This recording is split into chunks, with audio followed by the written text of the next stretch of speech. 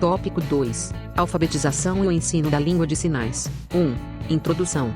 Neste tópico iremos verificar a correlação entre a aquisição da morfologia verbal e da ordem de palavras na frase.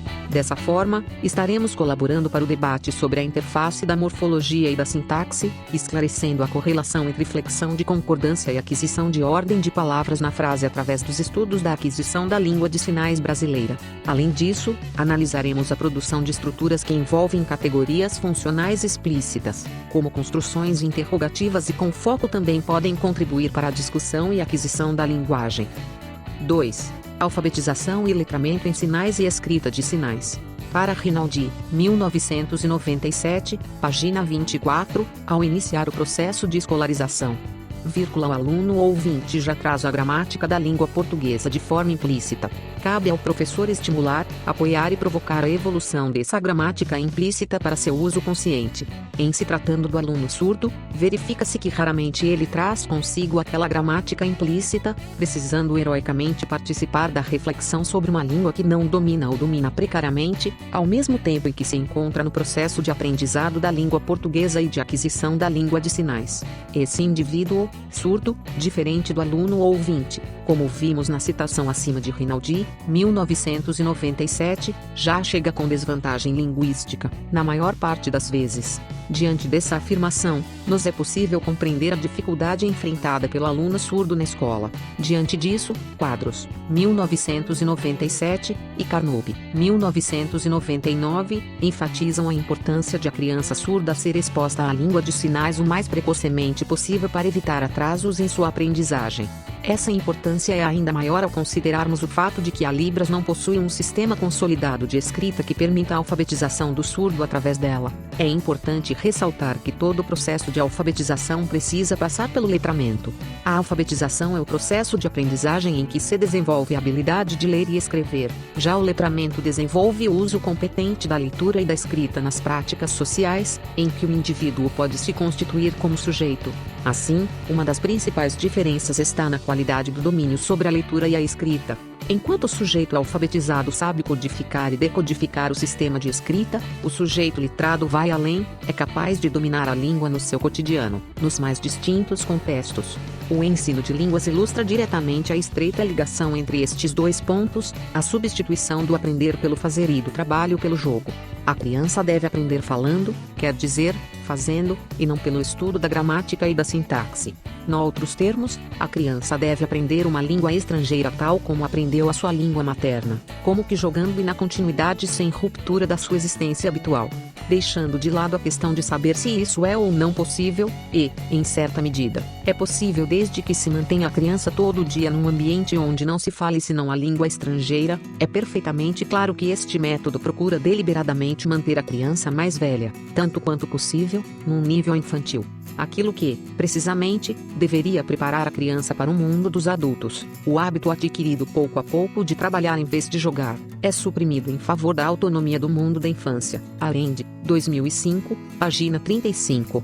Como podemos ver na citação acima, o ensino de línguas precisa estar atrelado ao fazer diário, e esse deve ser envolvido no processo de alfabetização e letramento do surdo, onde o sujeito é capaz de interpretar o mundo, sociedade como um local social e histórico e, a partir daí, começar a fazer suas próprias conexões com este meio, através, por exemplo, de atividades que podem estar localizadas na instituição de ensino, no próprio convívio familiar, no grupo religioso de uma comunidade e, assim, seguindo para as demais áreas da vida, independentemente das abordagens educacionais.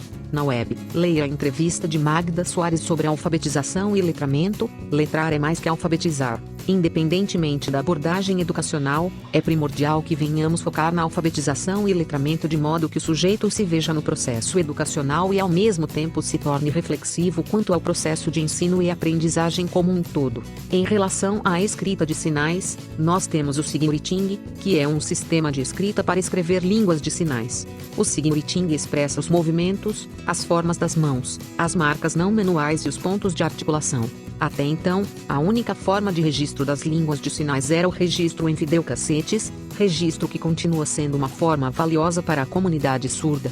Acrescenta-se a essa forma a escrita das línguas de sinais, um sistema rico e fascinante que mostra a forma das línguas de sinais. O Sign-Writing foi criado em 1974 por Valerie Sutton. No início, ela criou um sistema para escrever danças, para anotar os movimentos de dança, o que despertou a curiosidade dos pesquisadores da língua de sinais dinamarquesa que estavam procurando uma forma de escrever os sinais. Foi registrada, na Dinamarca, a primeira página de uma longa história, a criação de um sistema de escrita de línguas de sinais. Conforme os registros feitos por Valerie Sutton, no site do Sign-Writing, em 1974, a Universidade de Copenhagen solicitou a Sutton que registrasse os sinais gravados em videocassete. As primeiras formas foram inspiradas no sistema escrito de danças. A década de 1970 caracterizou um período de transição de Dance-Writing para Sign-Writing, isto é, da escrita de danças para a escrita de sinais das línguas de sinais. O Sign-Writing pode registrar qualquer língua de sinais do mundo sem passar pela tradução da língua falada. Cada língua de sinais vai adaptá-lo à sua própria ortografia. A escrita das línguas de sinais é composta por 3 configurações de mãos básicas quando o punho da mão predominante se encontra fechado. E quando a palma da mão se encontra aberta, os punhos fechados com um dedo estendido, podemos formar mais 3 configurações básicas de mãos. Já a orientação das mãos na escrita dos sinais encontra-se assim organizada: visão da palma da mão, visão do dorso da mão, mãos na lateral direita e esquerda. 3. O ensino da língua de sinais no processo educacional da criança surda. O ensino da língua de sinais no processo educacional da criança surda é complexo e ao mesmo tempo simples, pois muitas vezes as crianças surdas vêm à escola sem terem tido contato com a língua de sinais, e desta forma se torna mais delicado esse processo de alfabetização e letramento. Todavia, ao ingressar na escola, assim que passa a ter contato com a língua de sinais, ela, geralmente, rapidamente se desenvolve linguisticamente.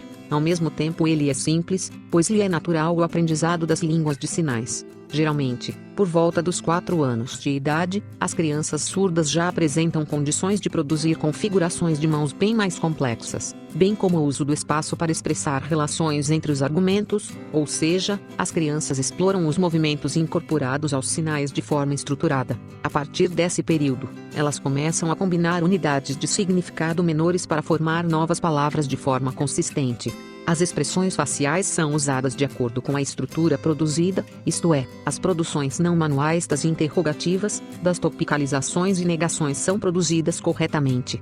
Aos poucos, torna-se mais claro o uso da direção dos olhos para concordância com os argumentos, bem como o jogo de papéis desempenhado através da posição do corpo para o relato de histórias inventadas e já existentes.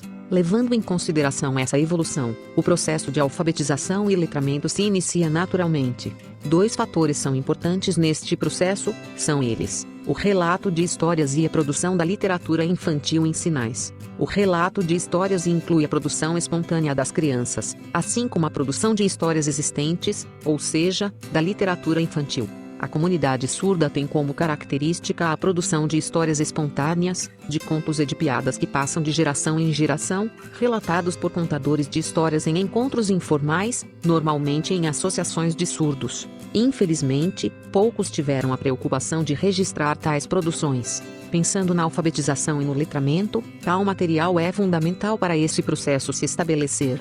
A produção de contadores de histórias espontâneas e de contos que passam de geração em geração é exemplo de literatura em sinais que precisa fazer parte do processo de alfabetização de crianças surdas. A Libras é uma língua espacial visual e existem muitas formas criativas de explorá-la.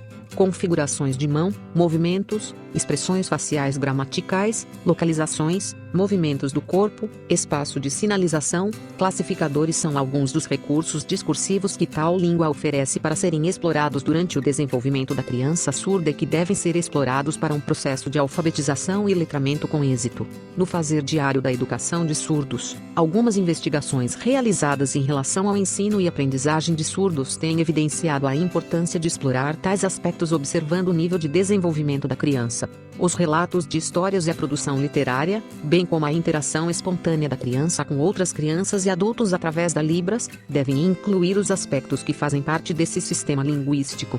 A seguir listamos alguns aspectos que precisam ser explorados no processo educacional, de acordo com o livro de Faria e Assis, 2011, sobre língua portuguesa em Libras, teorias e práticas, estabelecimento do olhar, exploração das configurações de mãos, exploração dos movimentos dos sinais, movimentos internos e externos, ou seja, movimentos do próprio sinal e movimentos de relações gramaticais no espaço, utilização de sinais com uma mão, duas mãos com movimentos simétricos, duas mãos com movimentos não simétricos, duas mãos com diferentes configurações de mãos, uso de expressões não manuais, interrogativas, topicalização, foco e negação, exploração das diferentes funções do apontar, utilização de classificadores com configurações de mãos apropriadas. Incluem todas as relações descritivas e preposicionais estabelecidas através de classificadores, bem como as formas de objetos, pessoas e ações e relações entre eles, tais como, ao lado de, em cima de, contra, embaixo de, em, dentro de,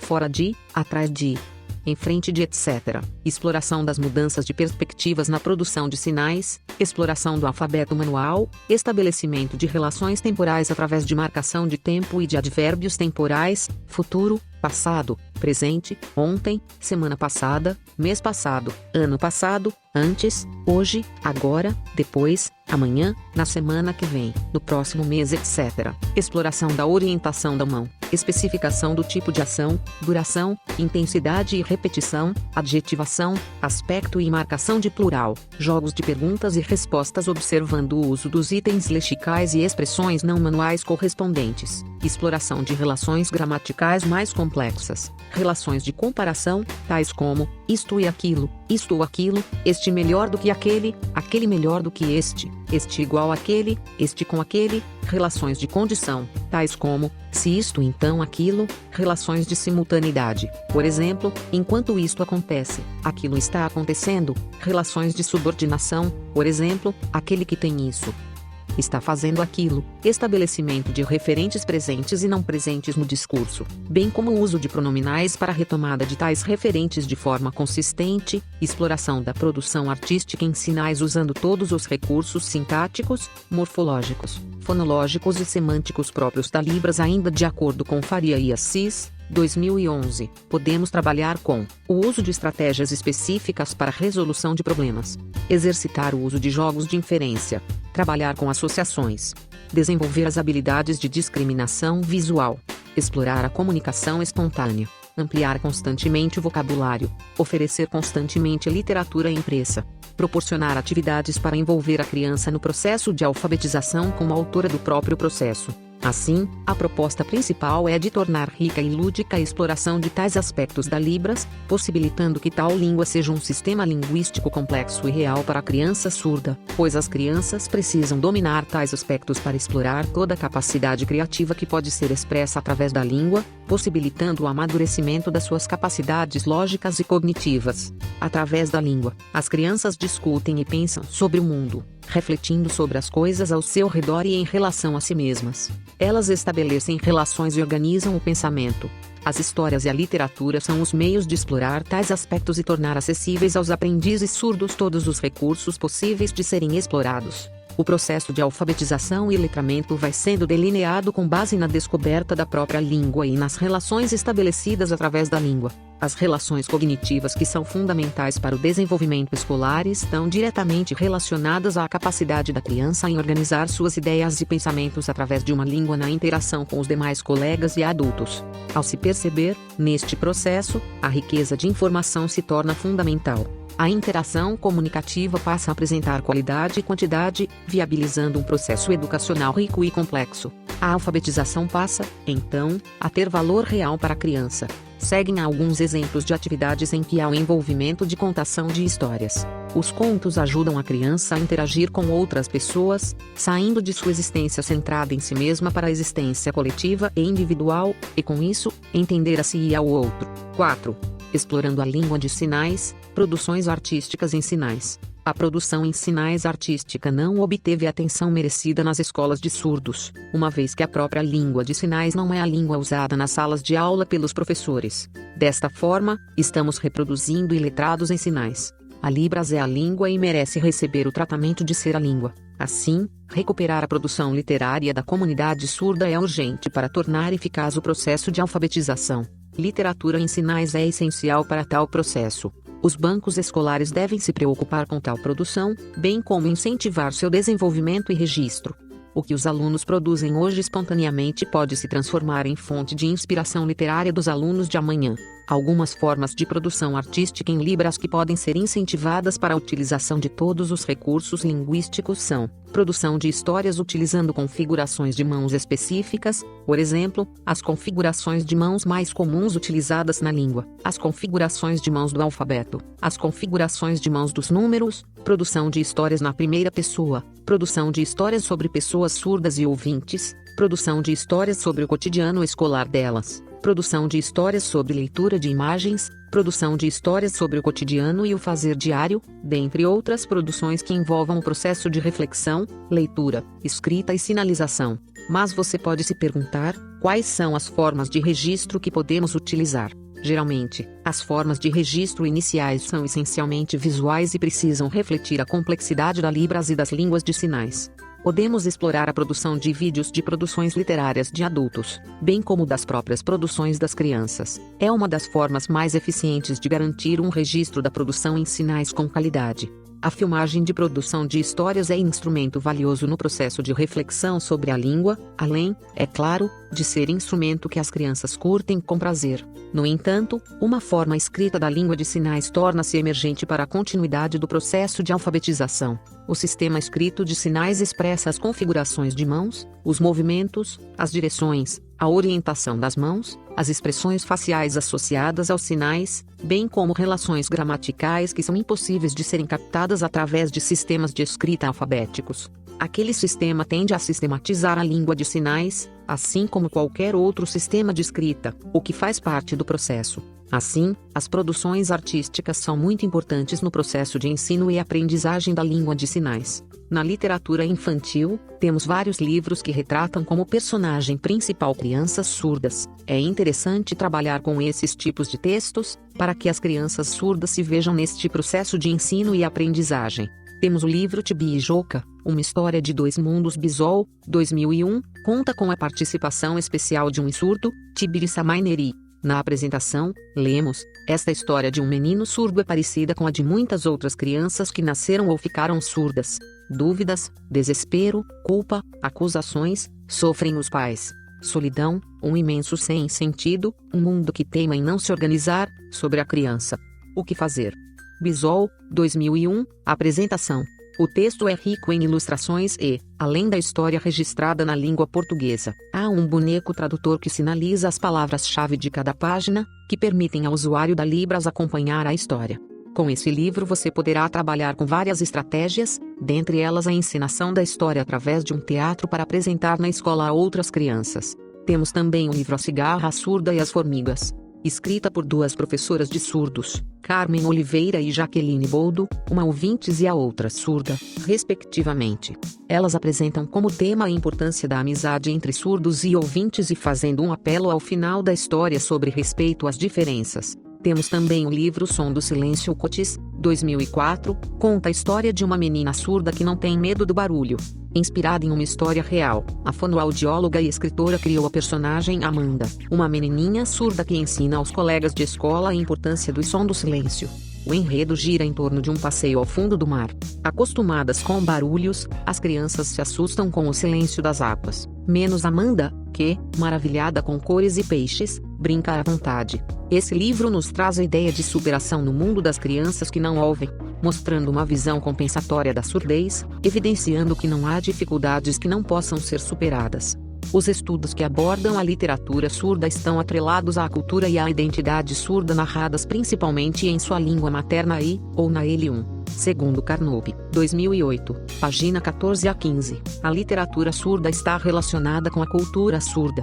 A literatura da cultura surda, contada na língua de sinais de determinada comunidade linguística, é constituída pelas histórias produzidas em língua de sinais pelas pessoas surdas, pelas histórias de vida que são frequentemente relatadas, pelos contos, lendas, fábulas, piadas, poemas sinalizados, anedotas, jogos de linguagem e muito mais. Como podemos ver nos livros representados acima, a literatura surda tem uma relação com a história e a cultura surda, através das histórias de vida que são relatadas nos contos, nas lendas, nas fábulas, entre outros.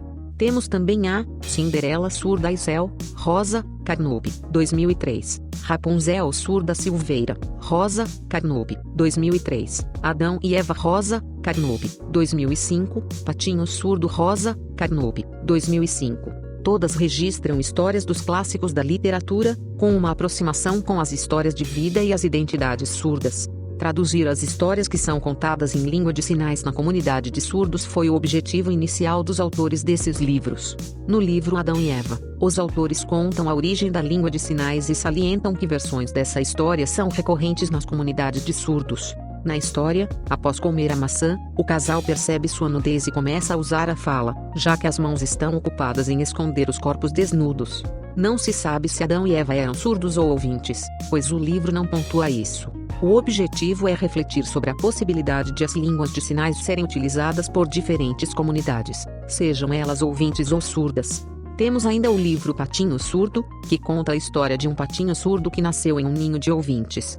Quando o patinho surdo encontra outros patos surdos, aprende com eles a língua de sinais da lagoa e descobre sua história de vida. O texto aborda as diferenças linguísticas na família e na sociedade, além de apresentar a importância do intérprete na comunicação entre surdos e ouvintes. Temos também o livro sobre a Cinderela, porém Cinderela surda faz uma releitura do clássico Cinderela e apresenta aspectos da cultura e da identidade surdas. O texto está numa versão bilíngue, ou seja, as histórias estão escritas em português e também na escrita da língua de sinais, Sigmuriting. As ilustrações acentuam as expressões faciais e os sinais, destacando elementos que traduzem a aspectos da experiência visual. Outro conto de que foi feita uma releitura é o da Rapunzel. Rapunzel surda, que traz como temática a aquisição da linguagem e a variação linguística nas línguas de sinais. Quando nasceu, a menina foi raptada pela bruxa e viveu muitos anos escondida e isolada em uma torre. Diz o texto: passaram-se os anos, Rapunzel cresceu e a bruxa percebeu que a menina não falava, mas tinha uma grande atenção visual. Rapunzel começou a apontar para o que queria e a fazer gestos para muitas coisas. A bruxa então descobriu que a menina era surda e começou a usar alguns gestos com ela. Silveira, Rosa, Carnube, 2003, página 12. As histórias Cinderela surda, Rapunzel surda e Patinho surdo trazem como tema a língua de sinais, a cultura e a identidade surdas. Além das produções literárias, temos também as produções teatrais, que são importantes no processo de alfabetização e letramento e que também podem ser utilizadas como tecnologias para alcançarmos objetivos positivos em relação ao ensino e aprendizagem. Trazemos um texto importante. Em O Ensaio de Alice, atores surdos encenam em Libras o clássico de Lewis Carroll. Em O Ensaio de Alice, atores surdos encenam em Libras o clássico de Lewis Carroll. Publicado em novembro 23, 2013, a peça tem proposta de metalinguagem, se passando tanto no País das Maravilhas quanto durante um ensaio foto. Ramiro Furquim Sul 21 Débora Fogliato. Uma plateia composta por dezenas de crianças surdas, alguns jovens e adultos ouvintes lotou o Teatro Bruno Kiefer, na Casa de Cultura Mário Quinta, nesta sexta-feira, 22, para a estreia da peça O Ensaio de Alice. Encenada por atores surdos, a montagem conta a clássica história de Lewis Carroll na língua brasileira de sinais, Libras, com acompanhamento de atores narradores em português. A peça é resultado das oficinas de teatro promovidas durante o ano pelo Grupo de Pesquisa Teatral Signatores e integra o projeto Gestos que Falam, Diálogos entre Teatro e Educação. O grupo existe há 3 anos e é formado por pesquisadores formados em teatro pela UFRGS, embora seja independente da universidade. Com orientação do professor Sergio Luquim, a equipe é coordenada por Adriana de Moura Somacal, que dirige a peça e desenvolveu sua pesquisa de mestrado sobre o tema. Augusto Schallenberger e a intérprete de Libras Celina Xavier Neta. Adriana conta que os pesquisadores formaram o grupo ao perceberem que não existiam espaços para pessoas surdas desenvolverem atividades cênicas. Comecei a dar aulas de teatro na graduação, e percebi que grupo de teatro com surdos não existia. A gente queria fazer, tinha interesse, e não tinha espaço nem pessoas desenvolvendo essas atividades. Então decidimos fazer nós mesmos, relata. A montagem começa com o coelho segurando um relógio, sempre atrasado. Foto: Ramiro Furquim/Sul 21. Após o primeiro ano de trabalho, foi apresentada a peça As Aventuras no Reino Surdo 2011. E, no ano seguinte, Memória na Ponta dos Dedos, 2012. Ambas as montagens tratavam de questões relacionadas à surdez, o que não acontece no ensaio de Alice. No início, pensamos em trazer mais para dentro da cultura surda. Depois preferimos fazer um teatro que não seja sobre surdos, mas que é bem feito e é feito por surdos, explica Adriana. A escolha pela história de Alice veio porque a trama foi o ponto de encontro em muitas questões durante a pesquisa feita pelo grupo para definir a proposta. Alice em Libras. Pensado e montado em Libras, o ensaio de Alice tem uma proposta de metalinguagem. No começo, o coelho, interpretado pelo jovem João Vitor Nunes, entra em cena, sempre atrasado como na história original, e abre um livro, marcando o início da trama. A partir daí o público acompanha a história da menina que se perde seguindo o coelho, mostrando tanto o grupo de atores montando a peça quanto a história de Alice. A protagonista, interpretada por Brenda Artigas, passa pela lagarta arrogante, o gato misterioso e o chapeleiro maluco. Na peça, os dois primeiros personagens são compostos por vários atores, cada representando um pedaço do corpo dos animais. Para que os ouvintes que não sabem Libras possam acompanhar a história, dois atores narram os acontecimentos e as falas, sem aparecer em cena.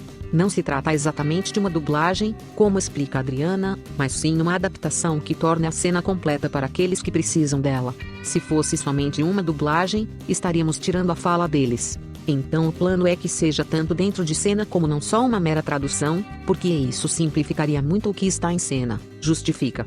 Mas a opção por esse tipo de narração também está sendo investigada pelo grupo, que pesquisa qual a melhor forma de fazer um teatro que seja acessível tanto para surdos quanto para ouvintes. O pessoal até está divulgando a peça como um espetáculo em Libras adaptado para ouvintes, porque na verdade o espetáculo nasce em Libras, é desenvolvido em Libras, assim como as aulas, e depois adaptado para o português, relata a diretora. Na montagem, vários atores compõem o gato que aconselha Alice. Foto: Ramiro Furquim/Sul 21. Adriana explica que uma das dificuldades em desenvolver um espetáculo que seja compreendido por surdos é a falta de maneiras de realizar uma peça nas duas línguas. No teatro, a situação é delicada porque se há uma cena acontecendo e alguém interpretando em Libras do lado, não é possível assistir à peça e ver a interpretação ao mesmo tempo. O foco fica dividido, esclarece. Por isso, o grupo se dedica a pesquisar técnicas que permitam a realização de peças compreendidas pelos dois públicos. É uma investigação na verdade. Como fazer uma peça para os dois públicos? Questiona a Adriana. Na tarde desta sexta-feira, o teatro era composto por uma plateia mista. Crianças de colégios para surdos acompanharam a peça levados por seus professores, e jovens e adultos tanto surdos quanto ouvintes completavam a audiência. Ao final da história, a peça foi aplaudida tanto em Libras quanto com som, refletindo a existência dos dois públicos. Direção e produção: Adriana Sommacal. Atores: Audrey Gonçalves, Brenda Artigas, Bruno dos Anjos, Fernando Chiela, João Vitor Nunes, Márcio Lima, Maria Eduarda Bassani, Rosigley Pinto e Humberto da Rosa. Intérprete em Libras: Celina Xavier. Narradores/personagens: Danuta Zagueto e Ricardo Santana. Coordenação pedagógica: Sergio Luquim. Pesquisadores: Adriana Sommacal, Augusto Schallenberger e Celina Xavier. Assistente de produção: Danuta Zagueto Santos. 2016, página 24, declara que a literatura surda, é uma forma de produzir os textos dentro de um ambiente literário de língua, cultura e identidade surdas, em que os artefatos culturais estão intrinsecamente relacionados principalmente ao seu ambiente linguístico. Libras. 5. Problemas atuais no processo educacional das crianças surdas. Prezado acadêmico. Para tratar dos problemas atuais se faz necessário falar sobre a história da educação dos surdos de um modo geral. Provavelmente, em outras disciplinas, você já tenha ouvido falar sobre a luta dos surdos no decorrer da história humana, por reconhecimento enquanto seres humanos e enquanto sujeitos de direito. Os principais argumentos que encontramos na história da educação de surdos, na maioria das vezes, foram narrados por ouvintes e não por surdos. Qualquer que seja a época, a educação de surdos é contada, raríssimas vezes, pelos próprios protagonistas, os surdos. Estes se encontram, pois, em papéis de coadjuvantes de sua própria história. Podemos ver isso claramente no Congresso de Milão, na Conferência Internacional de Educadores de Surdos, em 1880. Em seguida, entre 6 e 11 de setembro de 1880, o Congresso declarou que a educação oralista era superior à língua gestual, aprovando uma resolução que proibia o uso da língua gestual nas escolas.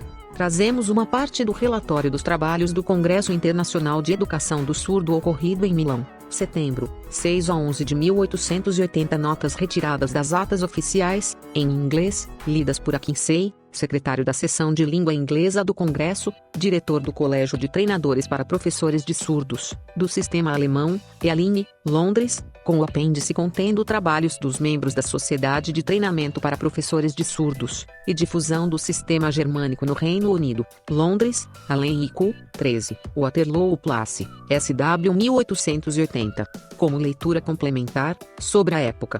Introdução do relatório. Os procedimentos e resoluções do Congresso Internacional, recentemente ocorrido em Milão, são de tal importância que a Sociedade para a Difusão do Sistema Germânico no Reino Unido sente ser seu dever trazê-los a todos os países o mais cedo possível.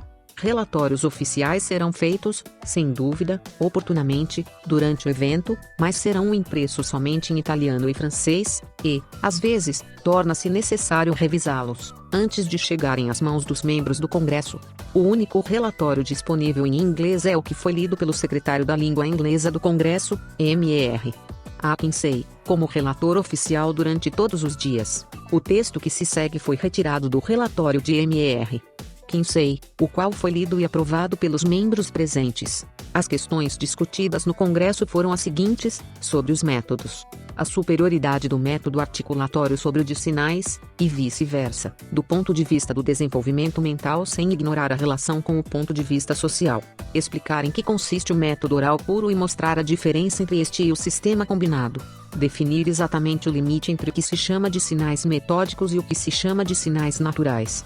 Qual o mais natural e efetivo meio, através do qual o surdo-mudo poderá adquirir uso de uma linguagem própria. Quando e como deverá a gramática ser usada no ensino da linguagem, se articulação ou sinais são usados, quando deverão ser usados manuais ou livros com os alunos, em quais áreas da instrução poderão ser suprimidos. A discussão desses vários assuntos resultou na adoção das seguintes resoluções: 1.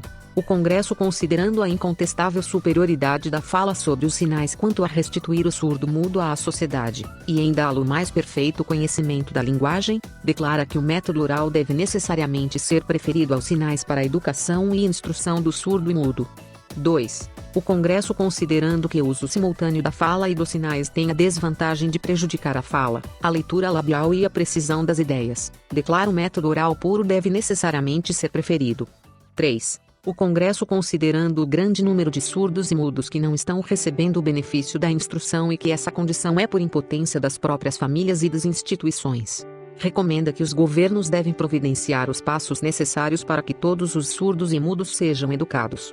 4. O Congresso, considerando que ensinar o surdo a falar através do método oral puro precisa assemelhar-se o mais possível ao ensino daqueles que ouvem e falam, declara que o mais natural e efetivo meio através do qual a fala do surdo pode adquirir o conhecimento de linguagem é o método intuitivo, o qual consiste em ensinar primeiro pela fala e depois pela escrita, os objetos e os fatos presentes aos olhos dos alunos. Que é no primeiro período, ou no período maternal, que o surdo-mudo deve ser levado a observar as formas gramaticais, através de exemplos e exercícios práticos, e que no segundo período ele deve ser assistido a deduzir desses exemplos, as regras gramaticais, expressas com o máximo de simplicidade e clareza, que os livros, escritos com palavras e linguagem conhecida do aluno, poderão ser usados a qualquer momento. 5. O Congresso, considerando o pequeno volume de livros elementares para atender ao desenvolvimento gradual e progressivo da linguagem, recomenda que os professores do sistema oral se dediquem à publicação de trabalhos especiais nessa área.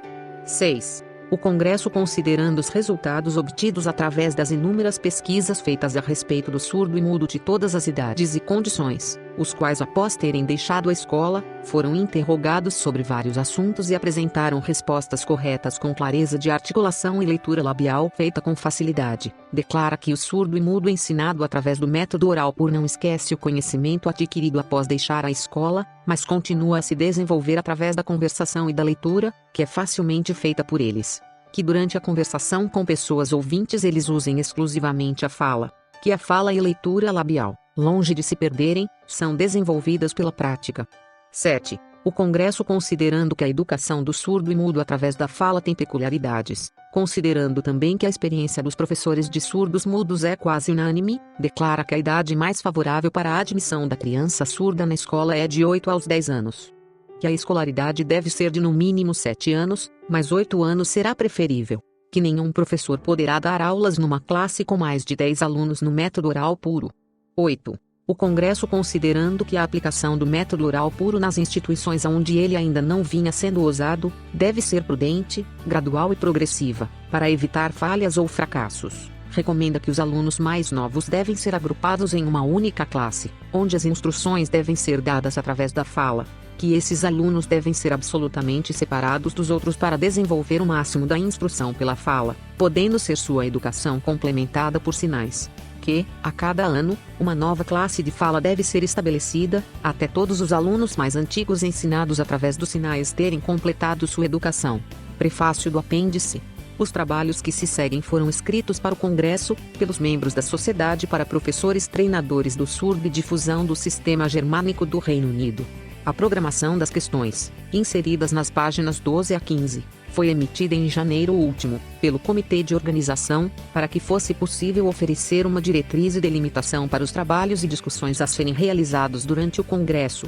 Os autores dos trabalhos receberam a programação antecipadamente, mas encaminharam seus trabalhos excedendo aos 20 minutos permitidos, o que fez com que tivessem partes desses trabalhos selecionadas. Para esta presente publicação, a Sociedade agradece a gentileza do grande amigo e o apoio generoso do representante do sistema alemão, MR. C. Johnston, Mason. W.H. Henrico, Waterloo Place, cujo desejo é de que a opinião popular atual seja a favor do puro sistema da fala, que tem agora estado fortemente presente, e pode, neste sentido, ter mais força e abrangência.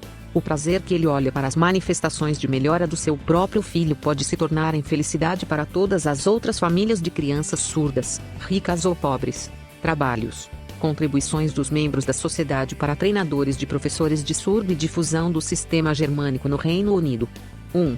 Desenvolvimento mental do surdo sob o sistema germânico, MRS. ST. O Jonakers 2. Minha experiência com vários métodos de educação do surdo congênito. Susana e U 3. Sobre a educação do surdo. Arthur Akinsey, diretor do Colégio de Treinamento. 4. As vantagens para o surdo do sistema germânico em sua vida futura. B. Sr. J. Ques, secretário. 5. Sobre a saúde dos surdos mudos. E Sims, Thompson, MD, vice-diretor do comitê. 6. Fala e leitura labial para o surdo, o testemunho de um professor do sistema alemão, Davi Buxton, secretário. Como podemos observar no relatório acima, o Congresso de Milão foi um marco na educação dos surdos, infelizmente negativo, porém com convicções cheias de boas intenções, daí a importância de uma educação bilíngue pautada na reflexão em conjunto com o sujeito surdo.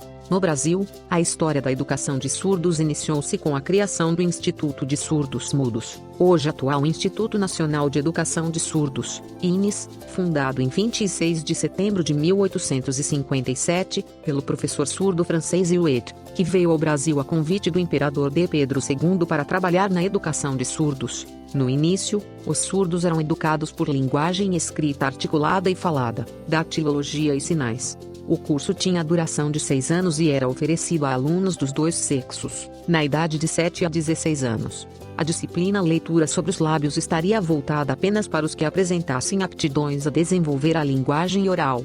Havia uma seleção e, consequentemente, trabalho diferenciado para os que não tivessem condições de ser oralizados. Assim, pois, se deu o primeiro contato dos surdos brasileiros com a língua de sinais francesa, trazida por Huet. Naquele período histórico, o trabalho de oralização era feito pelos professores ouvintes, não havendo especialistas para tal tarefa.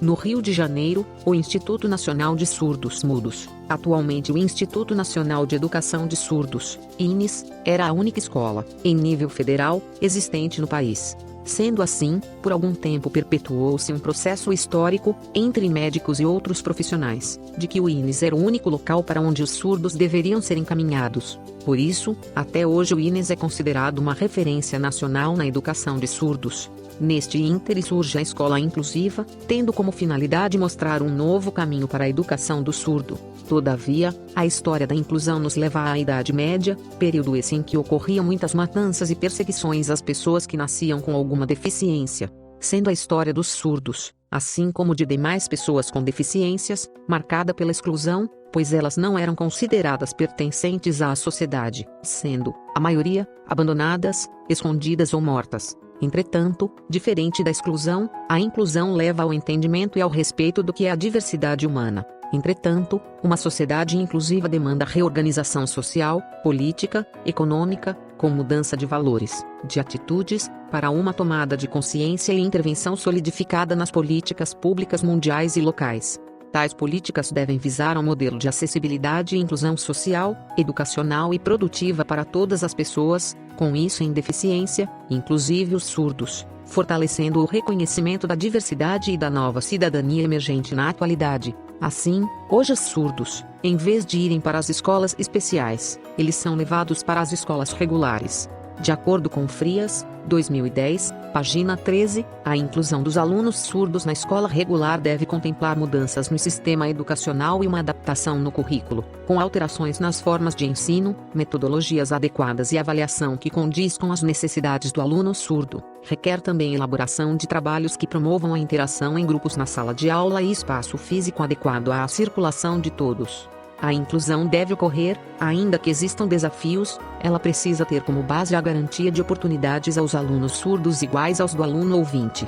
A presença do aluno surdo em sala exige que o professor reconheça a necessidade da elaboração de novas estratégias e métodos de ensino que sejam adequados à forma de aprendizagem deste aluno surdo. O aluno surdo está na escola, então cabe aos professores criar condições para que este espaço promova transformações e avanços a fim de dar continuidade a um dos objetivos da escola, ser um espaço que promove a inclusão escolar, porém o professor é uma ponta, toda a escola precisa estar preparada para receber esse aluno surdo. Infelizmente, nossos espaços escolares não estão preparados, em sua maioria, para receber os alunos surdos, pois esses espaços escolares que deveriam estimular a diversidade cultural e linguística, ainda estão voltados para o ensino e aprendizagem apenas através da língua portuguesa, de acordo com Quadros, 1997. Essa situação se constitui um grande problema para a pessoa que vive em um universo sem som, cuja língua primeira é a língua de sinais, pois acabam não se vendo no processo educacional como deveria,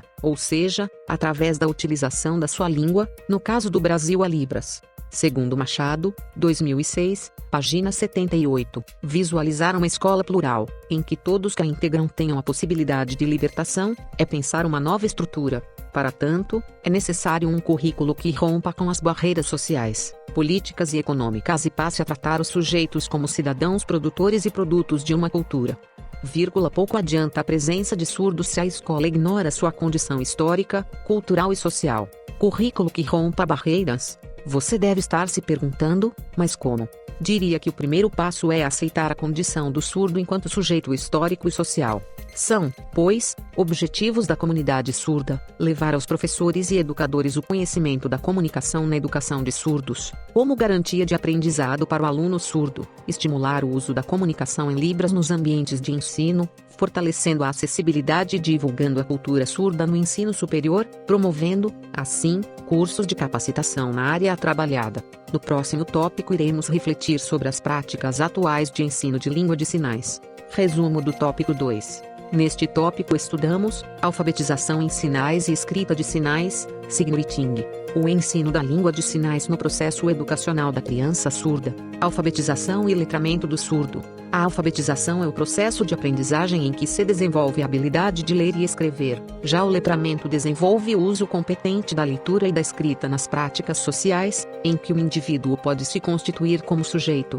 Uma das principais diferenças entre a alfabetização e letramento está na qualidade do domínio sobre a leitura e a escrita. O sujeito alfabetizado sabe codificar e decodificar o sistema de escrita, o sujeito letrado vai além, é capaz de dominar a língua no seu cotidiano, nos mais distintos contextos. As abordagens educacionais, oralismo, comunicação total, bilinguismos e pedagogia surda.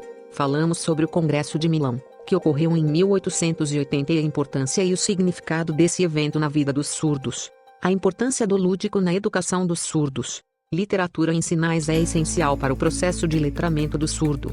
Existem inúmeras produções artísticas em sinais.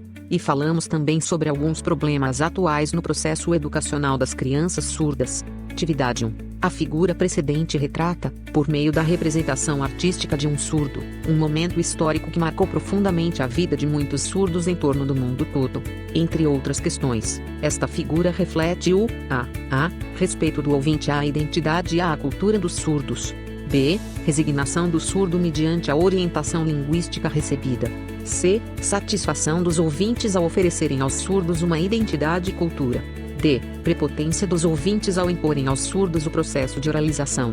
E. Mão amiga que conduz os surdos ao melhor caminho para a socialização. 2. A respeito do Congresso Internacional de Surdo-Mudez, ocorrido em Milão, na Itália, em 1880, é correto afirmar que os familiares decidiriam qual seria a língua mais adequada para a educação de seus filhos. B. Os professores surdos participaram ativamente da votação. C. O método oral foi escolhido, por votação, como o mais adequado para a educação dos surdos, e a língua de sinais foi proibida oficialmente. D. Foi estabelecido que a língua adotada na educação de surdos seria analisada de acordo com o grau da perda auditiva do estudante. E. Alexandre Graham Bell votou favoravelmente ao uso das línguas de sinais nas escolas para a comunicação com os surdos. 3. Qual é a importância de aceitar a condição do surdo enquanto sujeito histórico e social? Ao 4. Neste tópico vimos diversos livros de literatura infantil ligados à surdez.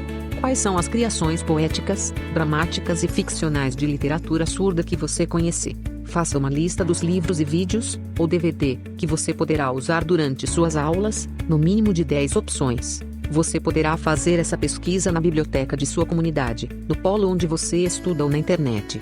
5. A partir da questão 4, a anterior. Faça uma análise desses materiais encontrados. Eles são adequados? Os textos e as imagens criam ou perpetuam estereótipos ou preconceitos em relação às pessoas? Os textos e as imagens mostram o que?